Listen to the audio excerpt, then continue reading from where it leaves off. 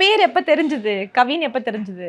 கவிதான்றது வந்து இவங்க ஃப்ரெண்டு மூலமா தெரிஞ்சது மேம். இவங்க 2 பேர் வந்தாங்க. அவங்க மூலமா கொஞ்சம் சின்ன தம்பி பசங்க கிட்ட கேட்டு என்னதான் பேரு லக்ஷ்மின்னு சொல்லு, ஏதாவது நம்ம ஒன்று ஆரம்பிச்சாதான் அதான் இந்த பேர் சொன்னா நம்மளுக்கு பிடிக்காதுன்னா கூப்பிட்டுட்டே இருப்பாரு. உங்க பேர் லக்ஷ்மி தானே, எனக்கு தெரியும் அப்படின்னு ஏதாவது ஒன்று சொன்னா என்ன வேணாலும் கூப்பிடுங்க, இந்த லக்ஷ்மி எல்லாம் கூப்பிடாதீங்க. உங்கள்கிட்ட டைரக்டா கேட்டாலும் நீங்க பேரே சொல்ல மாட்டீங்க. இல்ல நான் அவர் என்கிட்ட ட்ரை பண்ணாங்க, நான் அதுக்கு அப்புறம் அப்படி இப்படி சுத்தி வளைச்சு போட்டு நம்ம கேட்டு தெரிஞ்சுக்கிட்டோம். அப்புறம் எப்பதான் சொன்னீங்க பேரு? நீங்க தான் சொன்னீங்களா? அதான் என் ஃப்ரெண்டு தான் சொல்லிட்டா.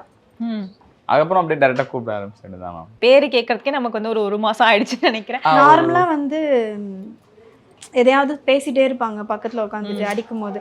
நான் வந்து சீக்கிரமா போயிடுவேன், ஏன்னா எனக்கு லீவுன்றதுனால நான் சீக்கிரம் போயிடுவேன். பாவம் இவர் தான் நைட் ஷிஃப்ட் போகணும், 8:30 தான் கிளம்பணும், 4 o'clockலாம் வந்துருவாரு, திட்டிக்கிட்டே வருவார். ஐயோ இவ வேற சீக்கிரம் வந்து உட்காந்துறான். ரகங்கள் பலவிதம், ஒவ்வொன்றும் உலகத்தரம். தமிழக உற்பத்தியில் உங்கள் அனுஜ் டைல்ஸ்.